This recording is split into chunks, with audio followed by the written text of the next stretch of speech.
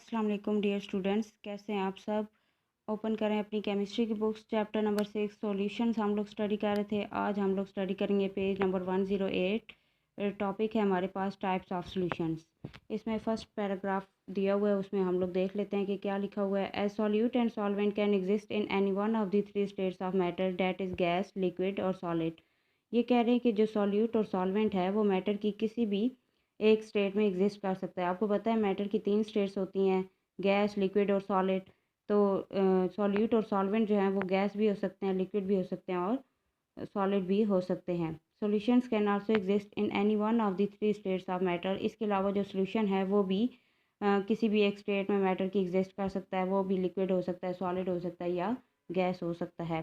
Physical state of solution is same as that for solvent. इसके अलावा ये कह रहे हैं कि सॉल्वेंट जैसे हमें नज़र आ रहा होगा वैसे ही हमें सॉल्यूशन भी उसी कलर में या उसी मतलब फिजिकल अपेयरेंस जो है उसकी वैसी होगी जैसे हमें सॉल्वेंट नज़र आएगा। Let us examine some important solutions that we use और observe in our daily life.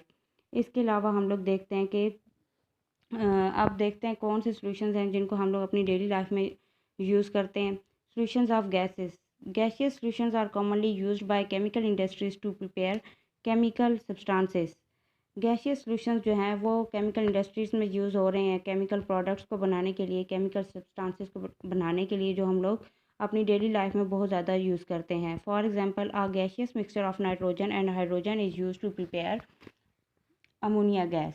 ठीक है, मिक्सचर हम लोग यूज़ करते हैं नाइट्रोजन और हाइड्रोजन का क्या बनाने के लिए, अमोनिया गैस बनाने के लिए। और आप लोग देख सकते हैं कि नाइट्रोजन और हाइड्रोजन जो दोनों चीज़ें हमने ली हैं वो दोनों गैसियस फॉर्म में है।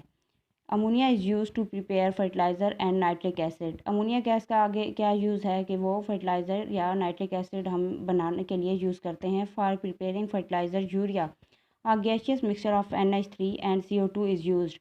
ये कह रहे हैं कि जो फर्टिलाइज़र होती है यूरिया, उसको कैसे बनाया जाता है, उसमें हम लोग मिक्सचर यूज़ करते हैं NH3 का और CO2 का। ठीक है, और इन ये दोनों मिक्सचर जो हैं आप जान सकते हैं, सॉरी मिक्सचर आप लोग को पता है कि NH3 भी गैस है और CO2 भी गैस है, इसीलिए हम लोगों ने इनको गैसियस मिक्सचर कहा हुआ है। For preparing nitric acid mixture of NH3 gas and oxygen gas is use. इसके अलावा जो नाइट्रिक एसिड है उसको हम लोग कैसे प्रिपेयर करते हैं, उसमें हम लोग NH3 गैस और ऑक्सीजन गैस का मिक्सचर यूज़ करते हैं। आप लोग देख सकते हैं ये दोनों चीज़ें भी गैस हैं। फिर in all of these cases a gaseous mixture और solution of gases is use. आप लोग देख सकते हैं कि सारी एग्जांपल्स जो हम लोगों ने पीछे अभी पढ़ रहे हैं वो सारी क्या हैं, गैसियस मिक्सचर हैं। ठीक है, या हम लोगों ने गैसेस का सोल्यूशन यूज़ किया है। In the solution solute and solvent both are gases. आप लोग जहाँ देख सकते हैं कि सॉल्यूट भी गैस हो सकता है, गैस है इसमें, और सॉल्वेंट भी गैस है। The gas which is present in greater proportion is solvent and the other gas is solute. आपको पता है जो ज़्यादा अमाउंट में होगी गैस वो सॉल्वेंट होगी, और जो दूसरी गैस होगी वो कम अमाउंट में वो सॉल्यूट होगी। You can identify this solution as gas in gas. तो आप लोग इस सोल्यूशन को क्या नाम दोगे कि ये सोल्यूशन जो है वो गैस इन गैस है। इस पैराग्राफ से पहले आप लोग गैस इन गैस की हेडिंग दे दें। फिर उसके बाद है हमारे पास ऊपर हेडिंग दे दें इस पैराग्राफ के गैस इन लिक्विड। ये सॉल्यूशंस के नेम हैं। ठीक है, gases when dissolve in liquid also produce some important solutions. अब वो गैसेस जो लिक्विड में डिजॉल्व हो जाती हैं वो भी इम्पोर्टेंट सॉल्यूशंस बनाती हैं। For example, water dissolve small amount of air giving a solution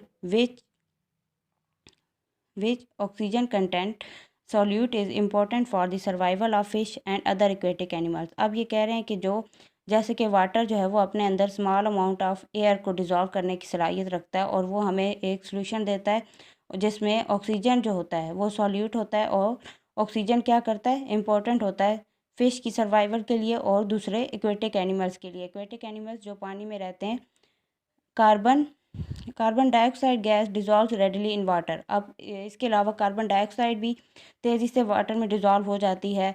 for this reason it is used in making carbonating drinks. इसी वजह से उसको कार्बोनेटिंग ड्रिंक्स में, जो आप लोग ड्रिंक्स यूज़ करते हैं कोल्ड ड्रिंक्स वगैरह, ठीक है, उसमें कार्बोनेटिंग ड्रिंक्स जो होती हैं उस इसीलिए ये जो मिक्सचर है वो यूज़ किया जाता है कार्बोनेटेड ड्रिंक्स को बनाने के लिए।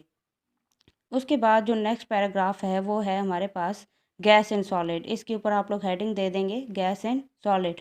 इन food industries vegetable oil is converted into vegetable ghee by passing H2 gas through the oil. अब ये कह रहे हैं कि जो फूड इंडस्ट्रीज होती हैं उसमें वेजिटेबल ऑयल को कन्वर्ट किया जाता है वेजिटेबल घी में। कैसे? इनमें से H2 गैस पास की जाती है, ठीक है, ऑयल में से H2 गैस हम लोग पास करवाते हैं और इस तरह से वेजिटेबल ऑयल को हम लोग वेजिटेबल घी में चेंज करते हैं। फाइनली डिवाइडेड निकल इज़ यूज्ड एज कैटलिस्ट। अब इसमें जो निकल होता है उसको कैटलिस्ट के तौर पे यूज़ करते हैं। कैटलिस्ट आपको पता है कि जो रिएक्शन होता है उसको फास्ट कर देता है, ठीक है। निकल accelerates this process by absorbing H2 gas on its surface. अब निकल क्या करता है, इस प्रोसेस को तेज़ करने के लिए जो H2 गैस होती है उसको अपने सरफेस पे एब्जॉर्ब कर लेता है, प्रोड्यूसिंग अ सोल्यूशन, एक सोल्यूशन बना देता है। आप लोग इस सोल्यूशन को क्या नाम देंगे कि ये सोल्यूशन गैस इन सॉलिड होता है, ठीक हो गया। उसके बाद हमारे पास ये छोटा सा पैराग्राफ है, important information. Ozone is found in the upper atmosphere. It has an important biological function. It prevents most of sun's ultraviolet solar radiation from reaching the earth's surface. Ultraviolet radiation causes changes in the structure of the genetic material, the DNA. Long exposure to this radiation can cause cancer. आप लोग जान सकते हैं, पहले भी पढ़ चुके हैं ओजोन के बारे में कि ये अपर एटमॉस्फेयर में प्रेजेंट होती है। इसके अलावा ये इंपॉर्टेंट बायोलॉजिकल फंक्शन इसका क्या है कि ये बहुत सी सन से आने वाली अल्ट्रावायलेट रेडिएशंस जो बहुत ज़्यादा डेंजरस होती हैं ह्यूमंस के लिए और बहुत से दूसरे लिविंग ऑर्गेनिजम्स के लिए, उनको ज़मीन तक पहुंचने से रोकती है। अगर ये अल्ट्रावायलेट रेडिएशंस हम तक पहुंच जाएं तो वो क्या करती हैं कि जो जेनेटिक मटेरियल होता है, ठीक है, DNA, उसकी स्ट्रक्चर में चेंज ले आती हैं। और अगर ये रेडिएशन लॉन्ग हम लोग एब्जॉर्ब करें या लॉन्ग हमारे तक मतलब काफ़ी टाइम तक हमारे पास पहुंचती रहें तो ये हमें कैंसर भी हो सकता है इससे, ठीक है।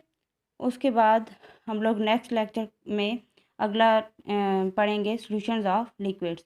तब तक अल्लाह हाफ़िज़।